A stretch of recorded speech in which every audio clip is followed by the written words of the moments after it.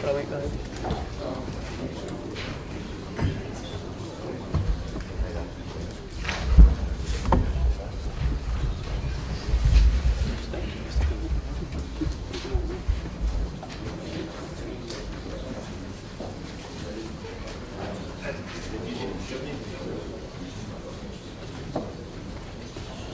Do you remember your way you went to school? You went to school, and there was always this guy that had everything. He'd always had everything.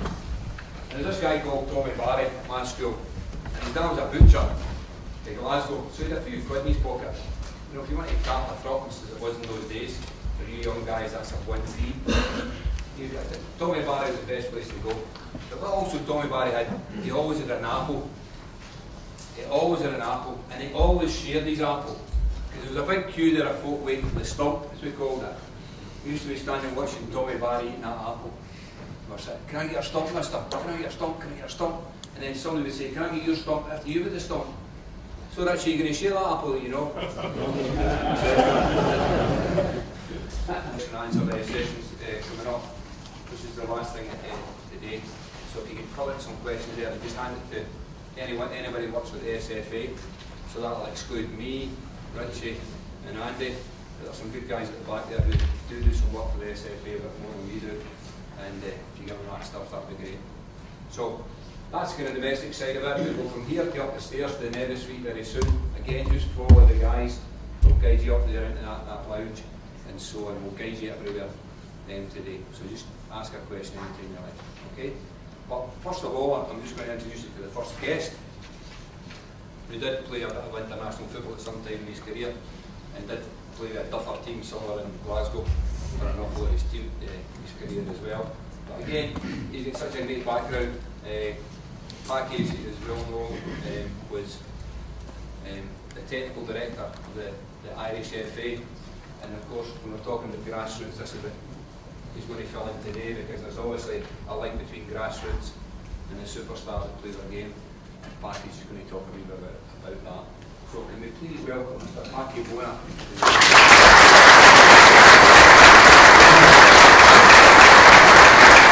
Cheers. Good morning. I'm delighted to be back in Hampden Park. A few memories, of course, but not. I'm going to be so she. Oh, you were a great player. But Anne's dad moved across here to allow her to come up and get a photograph. So she went up to me, bypassed me, and put her arm around my father-in-law for the photograph. So that's how quickly we guys are playing. So it's nice to be involved and nice to be here to talk to you today. I put up sustaining the development of our game, because I've been here now 35 years in this country. When we talk about the Scottish game, I kind of tried to say, well, it's our game. I'm part of it. I've been around and I've seen what's going on. I haven't been involved down at your level, but I've been involved in the professional game. And it helped me to get to where I am. So I kind of talk about that, and anybody that I speak to, I can reference the Scottish game in many, many ways. I suppose the definition of grassroots from our perspective and from UEFA's perspective is this whole, it's the amateur game. It's a non-professional side, it's the amateur game. And child to adult, it's not just many people, when you speak to the lay person out there, they say, oh, the amateur, the grassroots is all about the kids. It's not. It's right about the adults right up in that pathway. My journey, I talked to Jim and the lads, well, you know, he's in a wheelchair. This guy was the local guy who ran the club at senior level, and he decided he wanted to get the young kids together and put us into an under-60 league. And that was our first competitive football. Without this guy, I wouldn't be standing here. But he's in a wheelchair, no legs, all his life. But he was fanatical about football and loved it, and he was intelligent. He knew what he was about. This was our school team down here. We're actually having a reunion next week, I think.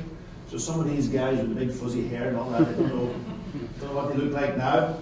Don't know where they are. But that was it. So that's where I grew up. I grew up in the amateur game, playing football over there, travelling around. And prepared, otherwise I wouldn't have got there. So that's kind of the journey. And then of course I'm not going to go to the Celtic thing, you all know that. Afterwards, and probably not afterwards, it was during my career at Celtic that I went to my first coaching badges down to Largs. Jim was there. I did my UFB and my UFA, and I started to open up my mind to what coaching was about. It was quite incredible. And then I became the goalkeeper coach with the Irish team. Just an international career, by the way. I played against this man in the World Cup in 1984. He was down with Norway left back. Am I right? What score? 0-0. Was it? 0-0. Most boring game ever played. Get involved in that whole, as technical director in the FAI, and meeting people and opening up my mind to the whole thing was quite incredible. And what you learn from those type of people is that they have skills and knowledge, but they're there to help you. They're there to help you. And I was lucky I sat in a jury panel out in UEFA. I again met fantastic Andreas, guys from Norway, Sweden, and so on. And it was just a whole process of learning. Where's this club? Anybody know? It's the only picture I could get that sort of brought it back to the days, early days. Maybe the wee red building in the corner might give it away. I don't know. Any of you guys from out towards Worcester thinking about it and so on, and all of you sitting there are on that pathway as coaches, as administrators, or whatever. You're also there, maybe as a player in your day, thinking about where was I? What was difficult for me? Did I go all that way, or where did I end up? He talks about the challenges. There's always challenges. There is always challenges. And how do you meet those challenges? At the moment in your thing, what's your challenges? Or am I going to shy away from them and not talk in front of people? I can do it. And the older you get, the more experience you get, the better you can do it. And think about that pathway as you're going through and as your players are going through their development. And then they're all different. They're all different. You're going to have extroverts, introverts. You and sitting in this audience now, look at each and every one of you. What are you? What makes up you? Who are you? Everybody knows me in Ireland. I come over here, I buy my first house, I take over 3 mates, my brother had been one of them, and Christmas time comes and now all the shops close down, run out of messages, all of that type of stuff. And I say to my friend Connell, come on, we're going down to the local shop for something to do, some messages, bread, milk, so on. Connell, then he comes with me, and I'm up the top of the shop, and he's down the bottom of the shop, and the wee guy behind the counter sitting there looking at us. And Connell shouting up to me, Paggy, what kind of bread, what kind of bread? The wee guy says, you insult me, you insult me. You must leave my shop. And we became great friends afterwards because he was in the local. And I really realised when I went to Ireland, I knew very little. I was involved in the professional game. I didn't know what was going on. I had to learn. So think about it. Do you know everything? Are you on a learning process? Where do you fit in? Just Ireland. Kind of a framework or a landscape. They all play children's football. Everybody plays children's football for a living. Where do they go? What is the landscape? Professional game in Ireland is not joined up to this. We did not have a straight cross. You in Scotland, you've got a junior league. Yeah? So is that part of grassroots? I'll leave that debate for you guys to think about. But they're moving in and out. So then, if you're part of this structure, and this is what is it that you're doing to allow them to move easily, make their own choice? Yeah? Give them the pathway. We also had this phenomenon in Ireland, and I'm sure it's the same here. I don't know what it's like in Norway, Steve. The guys will tell me. This dropout. This enormous dropout. 16 because they feel the referee blows for a foul. He went, oh yeah, but he's a linesman. He starts giving the referee a stick. It was a kind of almost like a natural thing that needs to happen in Scotland. And then all the old guys up in the hill was exactly Murray, you know. It was incredible for me to watch. You know. That's junior football. Fantastic. But anyway, go back to Ireland. That was kind of the landscape. Where was the association before 2004? 4 Focus on international matches, and it's the same still, the same here in this country and all over Europe, but international matches is huge, and that was our main focus of organising and so on. Focus on competitions, our issues. And to be honest, they were fantastic, and they gave us lots of money to help us build the structure. We built it, we looked at the structure, and our focus at the start was building foundations for the future. That was our plan. What was the focus for development for me, from my point of view? Programs. We realised that the clubs at that point in time weren't positioned to roll out the programs, so we started to build programs, new programs. We needed people. When I went in there was 25 people. We finished off, wheelchairs totally with disability. Weren't allowed, didn't get the opportunity to play football. And then suddenly they're out playing with a big ball with their wheelchairs. This is their World Cup. It was fantastic. And all my guys, I'm sure it's the exact same here in Norway, the more they were involved, I would reduce now the amount of programs, be more specific. We got carried away, everybody wanted, because they seen, hey, they wanted it. They seen what we were producing. I would have also started my next strategic development plan almost right away, but I didn't have the experience. Now I would have. I would have started again. Build on what we were doing, change and adapt it. So again, some lessons from you in your own club is, where's your club going? Have you a strategic approach to it? Is it? What's my role in there and so on? We'll talk about it in a second. Local club, 2 volunteers were running their own camp, and they asked them for the loan to Canada if you wanted to help them out. Down you go. Put it up. What happens? Break time, kids are playing in the goal, over comes the goal, little boy killed. Now, there's a lesson. But the lesson for me as technical director, and you think about the family, think about the consequences, think about the whole thing. And it was traumatic. This learning process that the clubs go through, there are questions I asked myself as I was going, so what did I have to do to become that? So, if I was to ask you a question now, do you know what specific functions? Let's say you're a coach. I think most. Are we all coaches? No. So let's say if you're a coach. You're a coach. I know she's wearing the nice coaches. What are you expected to carry out? So if you're, I'm only going to throw that at you. Do you know? So if you were going to ask that question, and you were going to write down all the tasks and functions that you do, what kind of courses has Jim got? Yeah? So, I want this one, I want to be Arsene Wenger, I want to be Alec Ferguson. Yeah? Or am I operating like this guy down here? Maybe I want to do it slowly. And there's no harm, you can do it. Entrance. Competent, Alec Ferguson. Knowledge, skills, and attitude. Attitude. Wow. There's the one word. I love that word, attitude. That's the characteristics.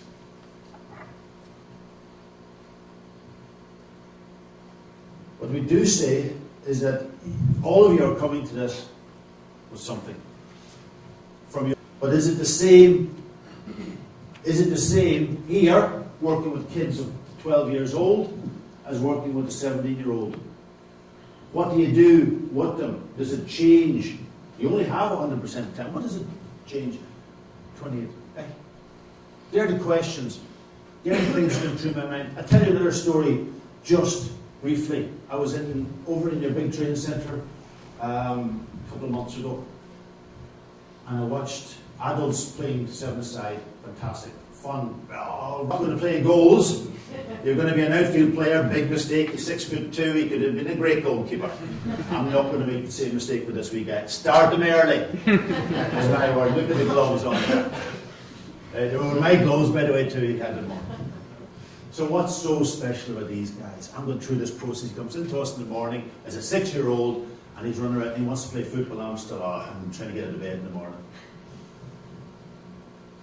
They're eager, Claire. Vivid imagination. Spend the next 10, 15 minutes playing football in the drink. Yeah, but that was it. So that might be, who knows? Thank God it's not my house anyway. Yeah. Okay, we're there. So, we talk about people communicating. When he was 4 years old, he went to primary school. And the thing here is that he can become the great international players. He can become the leader of the SFA. He can become anything. But at the end of the day, who are you? He went to primary school. I was asked to come in as a big celebrity, cooking school fit, Christmas time. But he don't tell the kids who's coming. So 2 weeks before the school fit, the kids were told, and my wife was down to pick Andrew up from school, 4 years old, running out of school, and all the other kids, wow, running down to the lollipop woman, trying to get across the road. Eventually gets across the road. But anytime you talk to anyone in any country, they'll tell you that the best this for the boys football, the best this for the women's football, the best this facilities, the best this. Well, today we get the best of Alf, so can we just give Alf a right good Scottish welcome.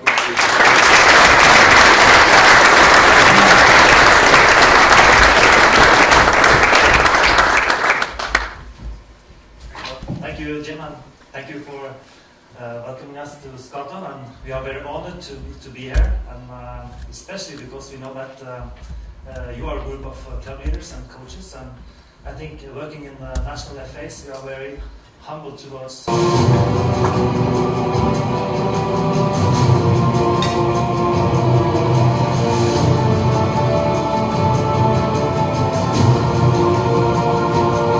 Football in Norway is very important to have a few topics that is central for us, and it's the first thing is that we control all grassroots football in the country. So there's no other associations. It's controlled by the NFF. All grassroots football is run by the clubs. So it's like no school activity, no private activity. It's controlled by the FA. And second, it's important to put forward the values, because we have this football for all approach. Most of those clubs are a cornerstone in the different communities.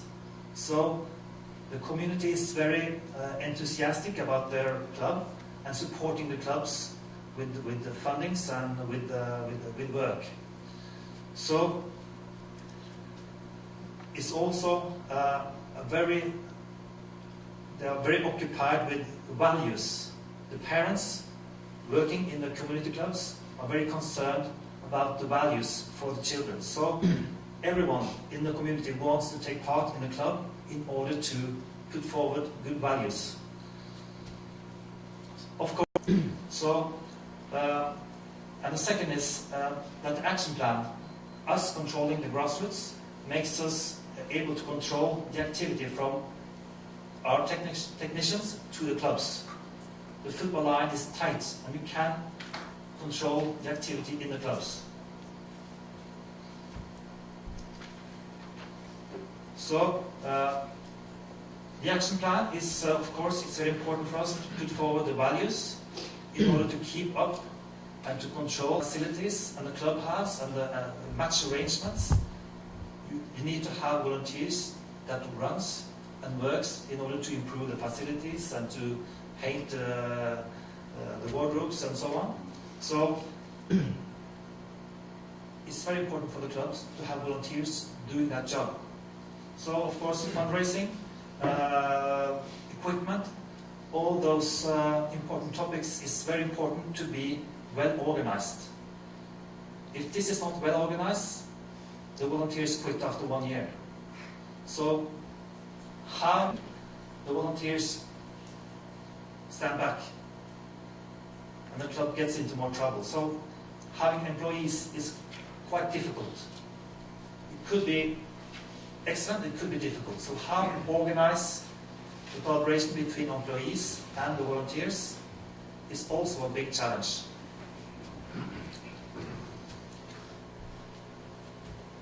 This is a slide from a club called Dale. I would like to show you this one because collaboration between clubs is also a big challenge. We are running all the education and the play development part. We are doing club development, so our kite match system that we are launching this autumn is club development. And also we support the facilities development part. So, as you can see from this slide, constructing facilities is, of course, in Norway very important. You saw the first video, and to have artificial pitches is been very important for us. So I think after constructing one artificial pitch in a community, we work internationally with some projects in Vietnam and the Middle East towards women's football.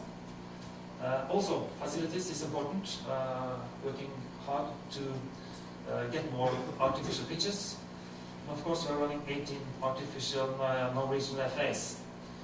So, one thing I would like to show you that could be like inside organization, but I think it's important anyhow. It's this one. It used to be like this in Norway. The professional football technical staff worked in the one department, and the grassroots technical staff worked in another department. In 1 minute, a video, but first I think Jim is on the stage. Hands up all those people here who speak Norwegian. Right away, honestly, it just embarrasses us, doesn't it, as a nation? You know, we can only speak one language, and that's Scottish. You say most of us haven't got the English right yet. And it's just fantastic. He just comes and away he goes and off he goes. And just look at the structure they've got. It's not that far away from us. It's not that far away from us. And he compliments us with the fact he comes over and he actually picks up 1 or 2 things from you guys. And he takes that back to his country and he uses it. So can we just thank this man very much?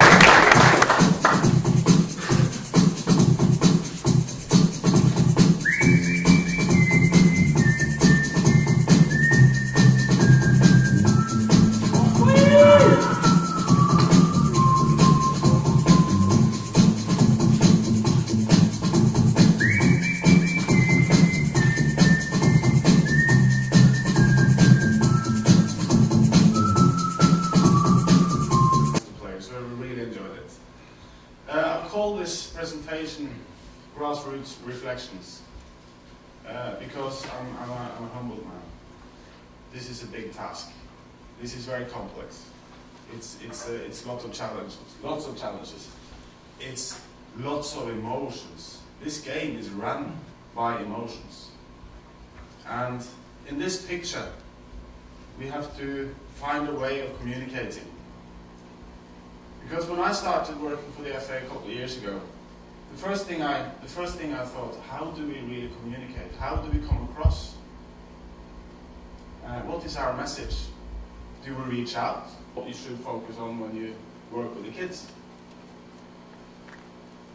And then the TV itself, the media itself can set standard for the communication. They can pick a topic and they can write about it. They can what's our top clubs? Are those the only ones who can work with player development and club development? That can't be right. Our responsibility is to make sure that every club can work with player development. And to do that, you need competence. You need to understand that this is not about winning. This is not about my son only. This is not about my team only. This is about human beings. This is about giving those and elite football 2 different things, 2 different worlds. Doesn't link together. My opinion is very, very strongly linked together, depending on each other.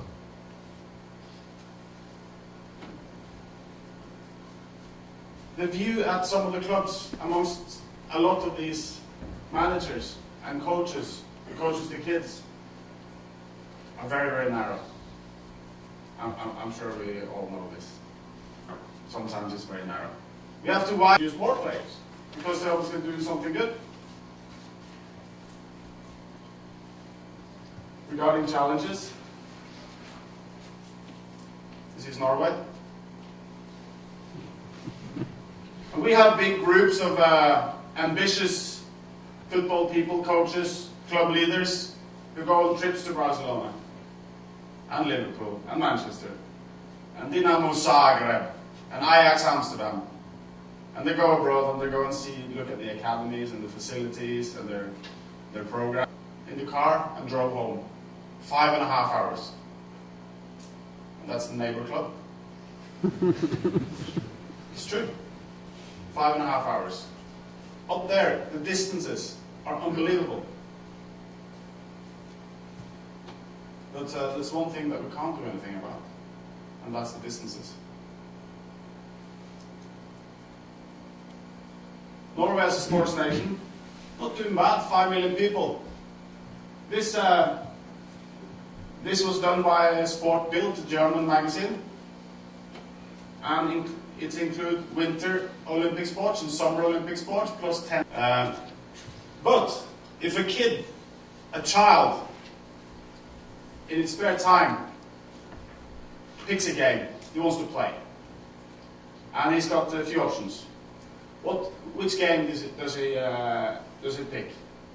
He picks a game with challenge.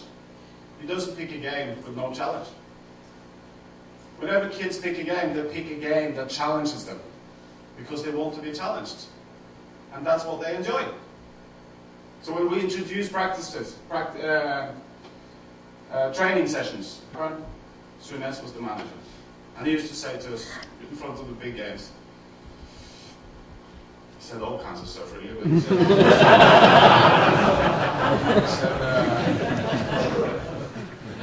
he said, boys, no matter how you feel now, no matter how nervous or pressured you feel now, you're going to meet a lot bigger challenges later in life. And you do. That's what this is about as well. And as soon as he said that, it makes you relax a little bit. They're so eager, they're so keen, so enjoyable. And if you see they are friends, they look after each other, they come to training together, they go home from training together. And the best thing is that if you're a training session, make sure that the kids really walk with me. Listen, kid, be patient. At least try. Try one more season and see how it goes. Don't leave your friends, because they are your friends, really, aren't they? Don't leave them. Stay with them. Give it a shot. And then, that's what I did. I gave it a shot. Kept my mouth shut. Started working harder than the others. I needed to know I worked harder than the others. And probably it was the same time. 2-0. Went home with a lesson. And they were really down after one of the games, lost 3-0 against big men with beards. And these are 15. And my son is also born in December. He's also a late bloomer, I suppose. Also hasn't got any muscles. He's a better player than I was, though, when I was 15. But he got battered as well. He got thrown, in some tackles out of the field, and the coach said to me, "Do you mind having a word with the players, because this is in 1 second. It didn't take me 2 years. It's just that code that you need to crack."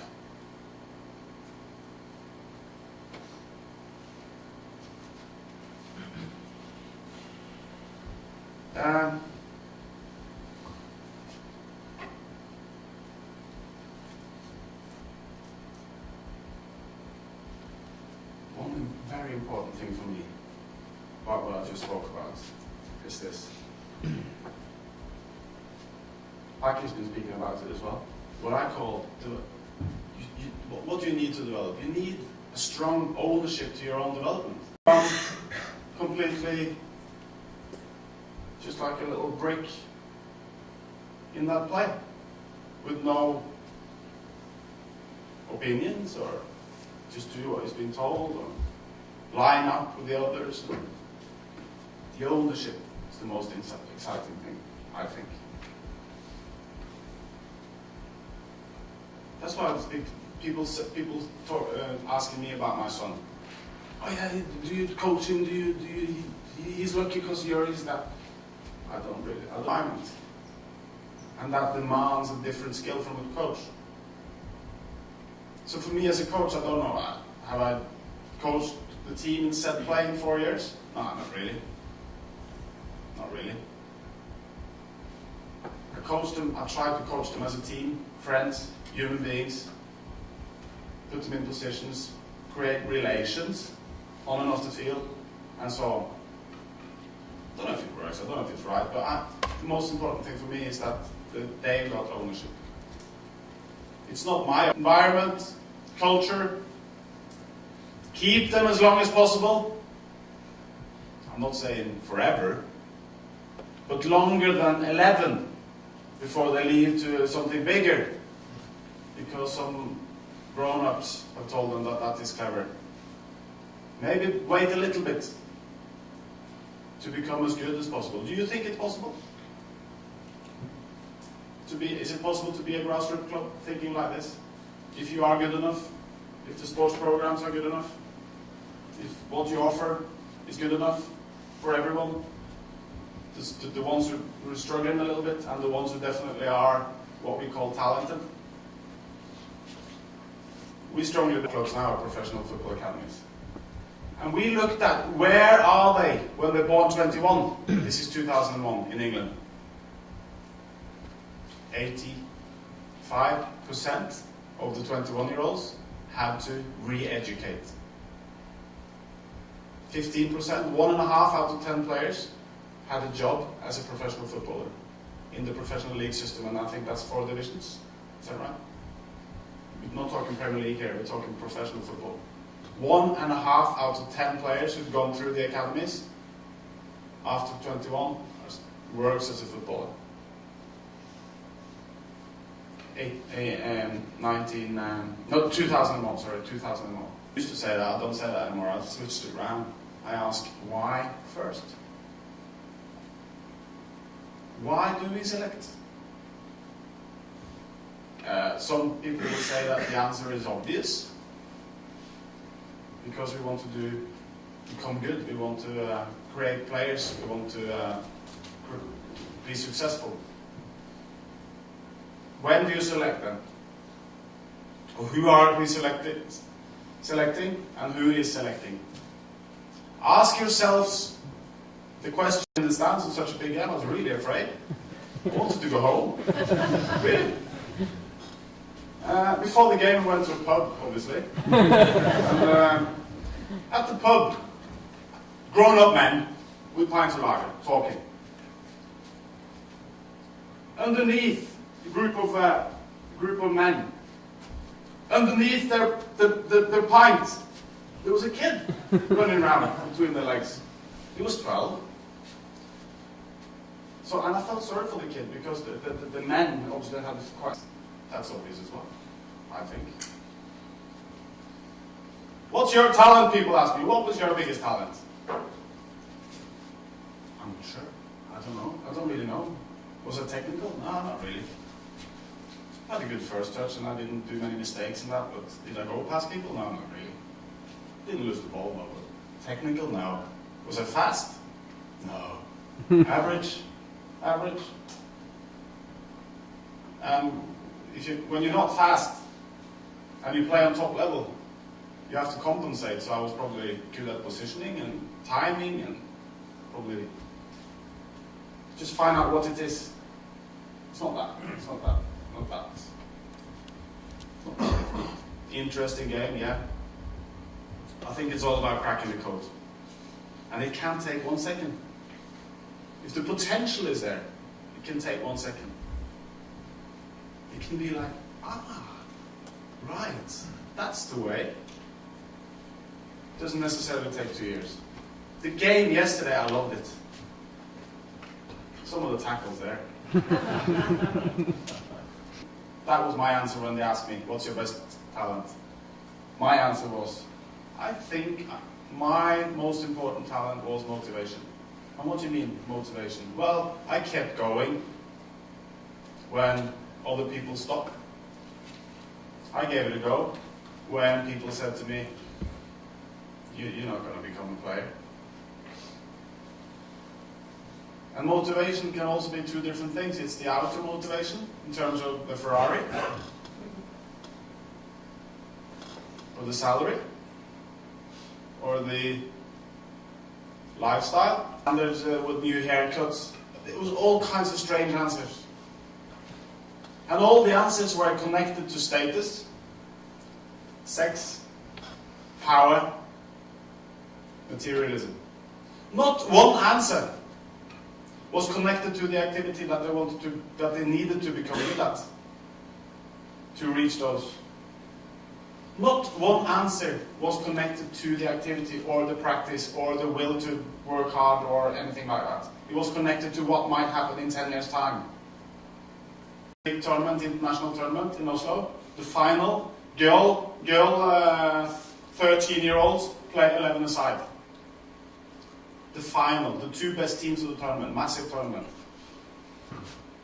Is that right? Should girls at age 13 play 11 aside?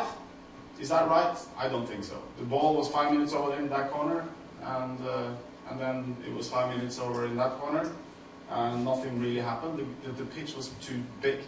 Training sessions, and it's free. It's free. You can also use this web tool as a planning tool. You can run your statistics, make sure that you know when players have been away from training and so on. It's amazing amount of possibilities in this web tool. It's been a success, and since we introduced it a couple of years ago, over half of our clubs now use this actively.